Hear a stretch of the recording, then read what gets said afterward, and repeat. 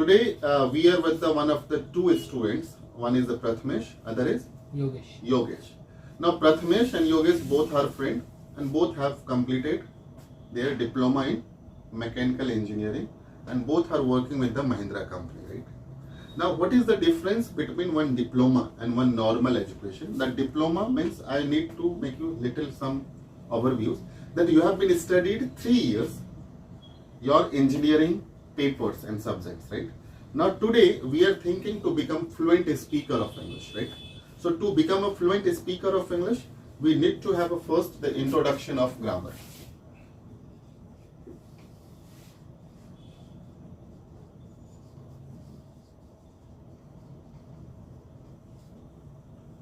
See, as I have given you the book that is a fluent spoken English, and there is a one chapter that is the introduction of grammar. So Prathamesh, you can read in English. What is the introduction of grammar? Grammar is the system of language. People sometimes describe grammar as the rules of language, but in fact, no language has rules. If we use the word rules, it suggests that somebody created the rules, but the language did not start like that. Language started by people making sound. All languages changes over time. We call grammar is simply a replication of a language at a particular time. Do we need to study grammar to learn a language? The short answer is no. Many people in the world speak their own native language without having studied its grammar.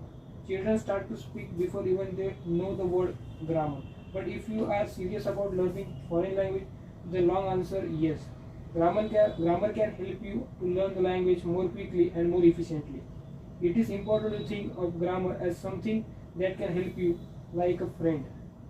When you understand the grammar, a system of a language, you can understand many things yourself without having to ask a teacher or look in a book. So think of grammar as something good, something positive, and something that you can use to find your way, like a signboard or map. Very good. Prathamesh, now you tell me, whatever you have already spoken in English, आपने जो भी इसको English में पढ़ा है, क्या उसको आपके अपने भाषा में जो आपका मराठी मदर टंग है या हिंदी है उसमें पूरा 100% समझ में आया? नो. ठीक है. Now we have one of the another student Yogesh. Yogesh, now you speak in Hindi. The same thing is written in Hindi, so you can speak in Hindi. Yes, I can start. Yes. व्याकरण एक भाषा सीखने का तरीका है. व्यक्ति कभी कभी व्याकरण को भाषा का नियम समझ लेते हैं, लेकिन वास्तविकता यह है कि भाषा का कोई नियम नहीं होता है. अगर हम लोग नियम शब्द का उपयोग करते हैं तो यह बताता है कि कोई व्यक्ति पहले नियम बनाया फिर भाषा बोला, जैसा कि किसी नए खेल में होता है. लेकिन भाषा इस तरह से शुरू नहीं हुई थी. भाषा की शुरुआत व्यक्ति के ध्वनि आवाज से हुई है. हर भाषा में समय का परिवर्तन होता है जिसे हम व्याकरण कहते हैं. व्याकरण एक साधारण प्रतिबिंब है भाषा के वास्तविक समय का. क्या हम लोग को व्याकरण सीखने की जरूरत है? छोटा सा उत्तर है नो. दुनिया में बहुत सारे व्यक्ति अपनी मातृभाषा बोलते हैं, लेकिन वो लोग कभी कभी व्याकरण नहीं सीखे हैं, फिर भी अपनी मातृभाषा बोलते हैं. बच्चा जब बचपन में भाषा बोलना शुरू करता है तो वो अपनी भाषा बिना व्याकरण से समझ सीखे बोलने लगता है. लेकिन अगर आप कोई विदेशी भाषा सीखना चाहते हैं, जैसे कि इंग्लिश बोलना तो बड़ा उत्तर है हाँ, यस. व्याकरण आपको अंग्रेजी भाषा सीखने में जल्दी और प्रभावी सहायता करता है. यह बहुत महत्वपूर्ण है कि आप कुछ व्याकरण में सोचें और व्याकरण आपको दोस्त के जैसा महसूस कराएगा. जब आप व्याकरण समझ जाते हैं, जैसा कि भाषा का नियम, तो आप बहुत सारी चीजें खुद से समझ जाते हैं, बिना शिक्षक से पूछे और बिना किताब में देखे. व्याकरण के बारे में आप कुछ अच्छा सोचे, कुछ पॉजिटिव और कुछ इस तरह से, जैसे कि आप रास्ते का माप देख रहे हो. Really, it is better. You both have spoken in the different language. You have spoken in English and Yogesh has spoken in Hindi. Now you tell me, आपने जब ये इंग्लिश पढ़ा और जब आपने ये हिंदी भी आपने देखा है, साथ साथ उनके साथ पढ़ा है, सुने हो, तो दोनों में क्या अंतर? जो आपने ऊपर में इंग्लिश पढ़ा और जब वो पूरा हिंदी पढ़े तो दोनों में समझने में कितना अंतर है? जब हिंदी में पढ़ा, इंग्लिश में पढ़ा तो एक 20-30% मेरे को समझ में आया। इंग्लिश में जब पढ़े तो 20 to 30% समझ में आया, राइट?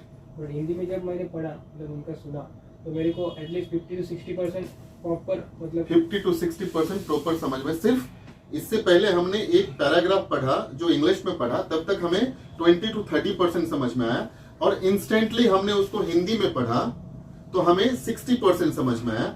और आप ये सोचो कि अगर आपको पूरा इंग्लिश समझ में आ जाए और ये हिंदी समझ में आ जाए तो आपका लाइफ कितना सरल और आसान हो जाएगा। हमारे लाइफ में हुआ क्या है कि हमने ऐसे ही अपनी जिंदगी जी है। जो पिछले 3 साल भी या 4 साल भी आपने पढ़ाई की है, बहुत सारा चीज आपने इंग्लिश में पढ़ा है, या बहुत कुछ नहीं समझ में आया है, 100% नहीं समझ में आया, 20, 30, 40, 50% समझ में आया है, और आप उसका आंसर लिखते आए हो, और फिर भी आप अपने आप को यहाँ तक लेके आए हो।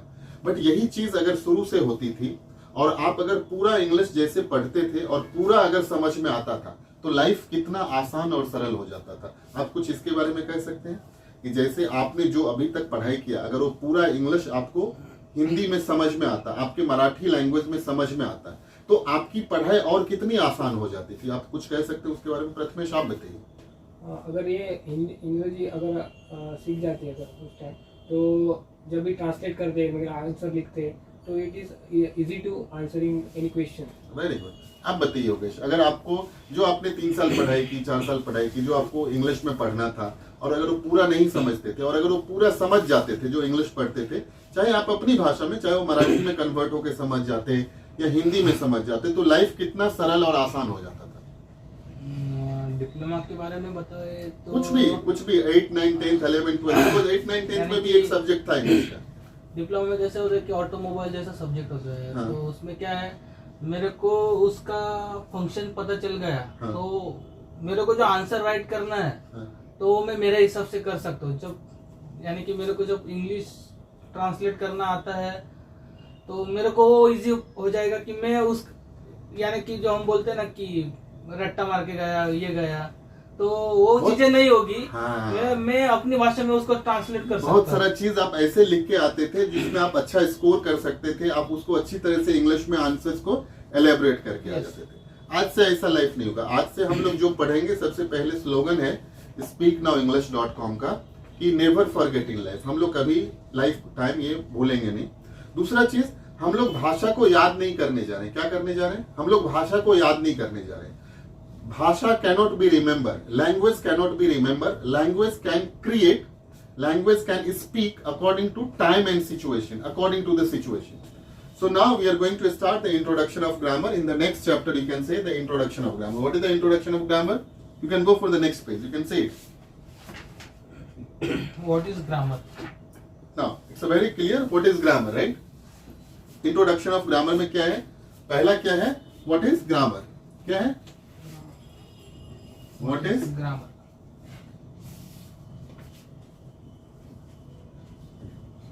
Answer. Simple है. Grammar denotes how to listen correctly, how to speak correctly, how to read correctly and how to write correctly. किसी भी भाषा का यही 4 पार्ट होता है: listening, speaking, reading, writing. So grammar corrects these all. Grammar क्या करता है? How to listen correctly, how to speak correctly, how to read correctly and how to write correctly. So the language has their 4 parts and grammar corrects these all, right? Now, how many parts of grammar? Grammar के कितने प्रकार होते हैं? How many parts of grammar? There are 5 parts of grammar. Grammar के कितने parts होते हैं? 5 parts होता है. पहला क्या है? Orthography. दूसरा क्या है? Etymology. तीसरा क्या है? Syntax. चौथा क्या है? Punctuation. और 5वां क्या है? Prosody. अब जो मैं ये इंग्लिश में बोला हूँ 5, ये आपको नहीं समझ में आएगा, लेकिन इसी को अगर मैं हिंदी में बोलूंगा तो आप समझ जाएंगे. ऑर्थोग्राफी को हिंदी में क्या कहते हैं? वर्ण विचार. वर्ण यानी अल्फाबेट्स, राइट? अल्फाबेट्स मतलब A to Z, A B C D E F G H I J K L M N O P Q R S T U V W X Y Z, right? अब ये तो सबको बोलने आता है. अब मैंने आपको इससे पहले भी एक एग्जांपल दिया हूं. हमने ये क्यों बचपन से बोला ये सीक्वेंस में? बिकॉज हमें ये बोलने आता है. मेरा ऐसा कहना है, चूंकि ये इंग्लिश सिखाने के क्रम में हमें ऐसा लगा कि हम जो बोलते हैं हम वही सीख सकते हैं, तो हम इसको Z के टर्म में भी बोलते हैं. Z Y X W V U T S R Q P O N M L K J I H G F E D C B. अगर हम ए से जेड तक बोल सकते हैं तो हम जेड से ए तक क्यों नहीं बोल पा रहे? क्योंकि हमने अपने टंग को इस तरह से प्रैक्टिस नहीं किया, हमने इस चीज को इस तरह से बोलने की कोशिश नहीं की। तो अगर हम ए से जेड तक बोल सकते हैं तो मेरा ऐसा मानना है जेड से ए तक भी बोला जा सकता है, लेकिन बचपन से अभी तक हमने इसी क्रम में बोला है। तो आपको एक अच्छी तरह से समझना है, जो हम बोलेंगे वो बोलना सीख जाएंगे। आज एक विश्वास होना चाहिए कि अगर ए से जेड तक कोई बोल सकता है तो जेड से ए तक भी बोल सकता है, बट उस क्रम में हमें सीखने की जरूरत है, राइट। तो पहला क्या है? ऑर्थोग्राफी। और ऑर्थोग्राफी में हम अल्फाबेट्स के बारे में पढ़ते हैं, वर्ड विचार पढ़ते हैं। अल्फाबेट्स मतलब ए टू जेड, राइट। दूसरा क्या है? Etymology. What is etymology? In this part we study about word and words. इसमें हम लोग शब्द और शब्दों के बारे में पढ़ते हैं, वर्ड and words। तो अल्फाबेट से क्या बनता है? शब्द बनता है, शब्द। अल्फाबेट्स को जब हम टुगेदर कंबाइन करते हैं, फॉर एग्जाम्पल हम इसमें बहुत ज्यादा डेप्थ में नहीं जाएंगे। पहला क्या है? पहला है ऑर्थोग्राफी, जिसमें हम पढ़ते हैं ए टू जेड और क्या पढ़ते हैं? जेड टू ए। अब ये तो एक्सेप्शनल है, आपको लगता होगा ये जो मास्टर साहब है, ये सर है, ये जेड से ए तक क्यों बार बार मुझे सिखाते हैं। ये हम इसके लिए आपको कहते हैं क्योंकि हमने बचपन से ए टू जेड हमारे ऊपर में क्या कर दिया गया है? ऐसा थोप दिया गया कि आप ए से जेड तक बोलो। अगर हम बचपन में ए से जेड नहीं बोलते और बचपन में हमें सिखाया जाता जेड से ए बोलो, Z Y X W, you know, अगर इस क्रम में बोलते थे तो हम इस क्रम में भी बोल सकते थे। Am I right or wrong? जैसे अगर मैं बोलता हूं, अगर मैं अभी पढ़ता हूं, अगर मुझे नहीं आता है, अगर मैं, बहुत बार होता है कि ऐसा लगता है कि ये याद के इसके, अगर मैं सपोज अगर ये मुझे नहीं आता तो मैं लिख सकता हूं Z Y X W B U T. अब मैं लिखता हूं Z Y X W V U T S R Q P O N M L A J I H G F E D C B A. हमने कुछ छोड़ा है? आपको लग रहा है? अगर हम यहां से लिखते हैं A B C D E F G H I J K L M N O P Q R S T U V W X Y Z, कुछ छोड़ा हमने? बराबर है। तो हमारा कहने का एक उद्देश्य है, आज आपको एक उद्देश्य, हम आपको एक लॉजिकल थिंकर बनाना चाहते हैं कि अगर आपने इंग्लिश नहीं सीखा है तो इसको बहुत बड़ा पहाड़ नहीं बना देना कि पहाड़ तोड़ना है। दशरथ माझी ने जो पहाड़ तोड़ के रास्ता बनाया था माउंटेन में, ऐसा वाला काम नहीं। आप with in a few days, with in a 1 month, with in a 2 months, with in a 3 months आप बहुत अच्छे स्पीकर बन सकते हो। लेकिन हमें क्या है? हमें जो सीखना है वो बहुत ही टेक्निकली, लॉजिकली सीखना है कि हमें क्या सीखने की जरूरत है। नहीं तो हम फिर वही वो समंदर में घूमते रहेंगे और समंदर के बगल में खड़े रहेंगे, लेकिन क्या हो जाएंगे? प्यासे रहेंगे। अगर समंदर के बगल में भी खड़े होकर आदमी प्यासा है तो मतलब क्या है? उसको टेक्निक नहीं पता है कि समंदर से पानी कैसे पीना है। समंदर का पानी पीने लायक नहीं होता है। मैं राइट और रॉन्ग? राइट।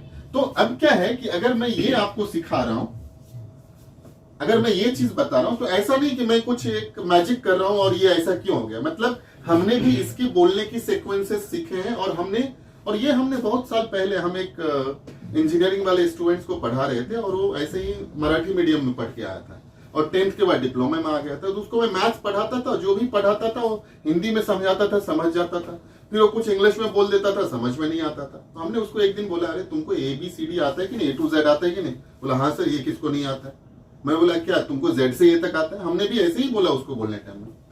तो बच्चा है, मुंबई का बच्चा, बड़ा चैंपियन बच्चा, बोलता है सर आपको आता है क्या Z से A तक? बोला आता तो मुझे भी नहीं है, लेकिन तुम 10 मिनट के बाद मैं बता दूंगा तुम्हें। तो वो 10 मिनट के अंदर में, 5 मिनट के अंदर में मैंने Z से A तक बोलना सीख लिया। कितने मिनट के अंदर में? और वो जब आया तो उसको मैंने बताया और वो बच्चा बहुत आगे बढ़ा। फिर बाद में मैंने उसको बहुत सारी इंग्लिश की चीजें सिखाई, क्योंकि मैं उसको मैथ्स पढ़ाता था, इंजीनियरिंग का मैथ्स पढ़ाता था, पूरा बैच में पढ़ाता, 60-70 स्टूडेंट होते थे पूरे बैच में। बट उसको मैंने, हमारे बैच में ऐसा था कि जो मेरा 3 घंटा का फुल टाइम का बैच होता था, जब मैं मैथ्स पढ़ाता था, मैं हर एक बच्चे को ये कह के रखा था कि हमारा बैच होता था 10 to 1, 2 to 5 में होता था, और मैंने ये कह के रखा था कि अगर मैंने आपको 10 to 1 पढ़ाया है और अगर आपको कुछ नहीं समझ में आया है तो आप रुको और जाने से पहले मेरे से पूछ के जाओ। और मेरा उस टाइम में भी और आज भी जो मैं मैथ्स पढ़ाता हूँ, इनफैक्ट मैं इंग्लिश भी जो पढ़ाता हूँ, सीखना भी सिखाता हूँ, वो कंप्लीटली 2 भागों में पढ़ाता हूँ। एक L सिखाता हूँ और एक राइट सिखाता हूँ। L में मैं सॉल्यूशन करता हूँ और राइट में हमने सॉल्यूशन कैसे किया इसका कॉन्सेप्ट रखता हूँ। मैं हमेशा मैथ्स को ऐसे ही सिखाया है 2 पार्ट में। बिकॉज बहुत बार क्या होता है, मैथ्स हम पढ़ते जाते हैं, सिखाते जाते हैं, बच्चे को कॉन्सेप्ट नहीं समझ में आता है। तो हम क्या करते हैं, हम जो जो चीजें लेफ्ट में सिखाते हैं, जो सॉल्यूशन करते हैं, उसका कॉन्सेप्ट मैं राइट में रखते जाता हूँ। और इसी तरह से मैं इंग्लिश बोलना भी सिखाता हूँ, पूरा कॉन्सेप्चुअल सिखाता हूँ, कोई याद करने की जरूरत नहीं है। हमने क्या किया है, आपको उल्टा ABCD सिखाया, Z से A तक बोलना सिखाया। आप बोलोगे ये तो अभी तक सिखाया नहीं, आपने बोला है, हमने थोड़ी बोला है। बट आप एक दिन बोलने लगोगे, आप दोनों को खड़ा करके हम यहाँ पे ऑडियो वीडियो के सामने में बुलवा देंगे और आंख बंद करके बोलोगे। सिंपल टेक्निक है, वो मैं बताऊंगा और इस तरह से बोलना है, आप बोलने लगोगे। अब आपको लगता होगा कि सर ने जब ये बोला तो बीच में हो सकता है कुछ छोड़ दिए होंगे, राइट? तो हमने उसी चीज को अपोजिट लिखा है। तो ये तो क्लियर हो गया कि हमने कहीं से देखा नहीं है, नकल नहीं किया है। तो नकल करके कोई इंग्लिश नहीं बोल सकता। हम इंग्लिश सीखने के लिए इंस्पायर्ड हो सकते हैं, इंस्पिरेशन ले सकते हैं, किसी से हम प्रेरणा ले सकते हैं। Suppose now we are talking about the mister Amitabh Bachchan speaks very good English, right? हमें ऐसा है कि हमारे जो इंडिया में सर अमिताभ बच्चन हैं, वो जब इंग्लिश बोलते हैं तो बहुत ही न्यूट्रल इंग्लिश बोलते हैं, बहुत ही अच्छा एक्सेंट बोलते हैं, बहुत अच्छे प्रोनाउंसिएशन करते हैं। हाँ, he doesn't speak like American और ब्रिटिशर्स, बट जब वो बोलते हैं तो हमें सुनने में अच्छा लगता है एज एन इंडियन, राइट? मैं राइट और रॉन्ग? तो हम वैसा तो नहीं बोल सकते, राइट? लेकिन क्या कर सकते हैं, उनसे हम इंस्पायर्ड हो सकते हैं, हम उनसे क्या हो सकते हैं, प्रेरणा ले सकते हैं। तो हमें इंग्लिश आगे किस तरह से सीखना है, प्रेरित होके सीखना है। क्या सीखना है? अगर मैं भी कुछ बोल रहा हूं तो आपको ऐसा नहीं, अगर आप सोचोगे नहीं सर का नकल करना है, तो नकल करना मतलब वो शकल चेंज हो जाएगा। नकल नहीं करना है। नकल करने से पहले क्या करना है, जो लिखा हुआ है, जो हमने वो टेक्निक बताया उसको सीखना है, ठीक है? और अगर आप वो टेक्निक सीख जाओगे और उसको 10 बार बोलोगे तो आपको इंग्लिश बोलना आ जाएगा, राइट? तो पहला क्या है, हम यही इसके लिए कॉन्सेप्ट बता रहे हैं, राइट? हमने तो आपको नोट्स दिया ही, हमने आपको बुक्स दिया है। और देखो सबसे बड़ी बात है, यही नोट्स, यही बुक्स हम हर एक जगह देते हैं। जो चीज मैं आपको दे रहा हूं, यही चीज मैं हर एक जगह देता हूं। तो पहला हम क्या पढ़ने वाले हैं, अल्फाबेट्स के बारे में। दूसरा क्या पढ़ने वाले हैं, बताइए अभी? दूसरा क्या है, इटिमोलॉजी। इटिमोलॉजी के बारे में हम क्या पढ़ेंगे, वर्ड के बारे में, वर्ड और वर्ड्स के बारे में। देखो सिंपल सी बात है, एक अल्फाबेट से क्या बनता है, वर्ड बनता है और वर्ड्स बनता है। जैसे ए लिखा हुआ है और बच्चे को हम शुरू में पढ़ाते हैं ए फॉर एप्पल, तो एप्पल में APPLE, अगर इसमें ये 5 अल्फाबेट्स लग गए, क्या बन गया, वर्ड बन गया। अब तीसरा जो पार्ट है वो क्या है, सिंटैक्स। अब सिंटैक्स में हम क्या पढ़ते हैं, सेंटेंस के बारे में, सेंटेंस और सेंटेंसेस के बारे में। फॉर एग्जाम्पल देखो, ये एक अल्फाबेट से वर्ड बना और वर्ड से क्या बन गया, सेंटेंस, SENTENCES, सेंटेंस और सेंटेंसेस। अब ये देखिए, सेंटेंसेस के बारे में हम कैसे पढ़ते हैं। फॉर एग्जाम्पल मैं लिखता हूं, for example your name is Yogesh, Yogesh is a good student. इसका अर्थ क्या है, योगेश एक अच्छा लड़का या एक अच्छा स्टूडेंट है। तो इसमें ये YOGESH से एक अल्फाबेट था, इससे एक नाम हो गया। अब जब एक वर्ड बन गया, इसमें 2-4 वर्ड्स लगे, तो ये क्या हो गया, सेंटेंस हो गया, right? Clear? Alphabets, word and words, sentence और सेंटेंसेस। अब ये सेंटेंस को आगे कब तक नहीं लिख सकते। अब मैं यहां पे लिखता हूं कि Prathamesh is also good student. तो अब प्रथमेश लिखना है, तो यहां पे क्या लगेगा हमें, बोलो? फुल स्टॉप देना पड़ेगा, कॉमा देना पड़ेगा, राइट? तो ये फुल स्टॉप और कॉमा हम किस में पढ़ते हैं, चौथे पार्ट में पढ़ते हैं। चौथा क्या है, पंक्चुएशन। तो पंक्चुएशन में क्या पढ़ते हैं, साइन ऑफ मार्क के बाद full stop, comma, exclamation, apostrophe, dash, slash, etcetera, right? अब देखो ग्रामर क्या है, अल्फाबेट्स, वर्ड्स, सेंटेंस। सेंटेंस को कब तक आगे नहीं लिख सकते, जब तक फुल स्टॉप कॉमा नहीं लगाएंगे। और 5वां पार्ट क्या है, स्टेंजा, स्टेंजा, पैराग्राफ। अब ये स्टेंजा पैराग्राफ क्या है, वर्ड से, अल्फाबेट से वर्ड बना, वर्ड से सेंटेंस बना, सेंटेंस को हम कैसे आगे लिख सकते हैं, कॉमा, फुल स्टॉप देके। अब जब इसमें 10, 20, 25, 50 अगर सेंटेंसेस हो गया, तो क्या बन गया, एक स्टेंजा बन गया, एक पैराग्राफ बन गया। अब ऐसे जब 5 पैराग्राफ बन गया तो एक स्टोरी बन गया। और ऐसा जब 25 स्टोरी हो गए, 25, 50 स्टोरी हो गए, तो एक बुक बन गया। तो ग्रामर क्या है, ग्रामर यही है, एक अल्फाबेट से वर्ड्स, वर्ड से सेंटेंस, सेंटेंसेस उसको कैसे आगे लिख सकते हैं, पंक्चुएशन, और उसके आगे कैसे लिख सकते हैं, स्टैंजा के बारे में। ना मैं अब आप लोगों से पूछना चाहता हूँ, हमने तो ना तो आपके बुक में कुछ देखा जो हमने आपको बुक दी, ये बुक हमारे द्वारा ही लिखी गई बुक है और हमने ही ये बुक लिखा। तो अगर वो बुक जो लिखा हुआ फिर से मैं अगर यहाँ पे ये लिखने लगूंगा तो बहुत टाइम लगेगा, राइट। तो आप ये बताइए अभी जो हमने आपको बताया है उसमें कितना समझ में आया आपको? 100%। पूरा 100% समझ में? आपको 100% समझ में आया? Yes sir. राइट। अगर यही चीज अगर हम शुरू से 100% समझते रहते तो हमारी लाइफ कितनी इजी और आसान और सरल हो जाता है, राइट। तो हमारी जो इंग्लिश बोलने सिखाने का तरीका है ये ऐसे ही पूरा सरल और आसान होने वाला है, और ऐसे ही होने वाला है कि हम टेक्निकली आपको प्रूफ करेंगे। हो सकता है ये कुछ मैथमेटिकल लगता होगा, राइट, बट हमने ये जो लिखा है किसको समझाने के लिए लिखा है? आपको समझाने के लिए लिखा है। तो हमारे लिए ये पढ़ाना, आपको समझाना, और हमने जो लिखा है अगर आपने वो समझ लिया तो that's it, right. So we will go for the next chapter and that is what is the next chapter. इसके बीच में जो 4-5 पेजेस हैं उसे हमें कंप्लीट करना है। वो कंप्लीट कैसे करना है? Not as a homework, as a activities. So for today we will be only with this first. अगले 1 से 7 दिन हम क्या करने वाले हैं?